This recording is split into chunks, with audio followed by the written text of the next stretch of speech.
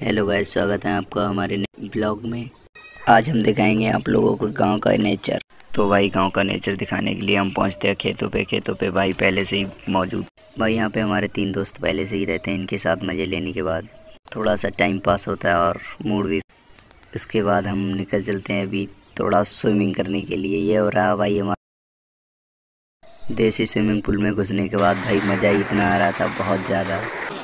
फिर भाई ने पोजिंग करते हुए भाई मज़ा बहुत आ रहा था। इसमें भाई ने भी बहुत ज़्यादा मज़े लिए। वहाँ पे आप लोग देख ही सकते हैं, यहाँ पे अनिकेत भाई ने पोज दिया है और ये यहाँ पे इन दोनों की बकचोदी शुरू हो जाती है, क्योंकि भाई बकचोदी करने में मज़ा ही इतना आता है।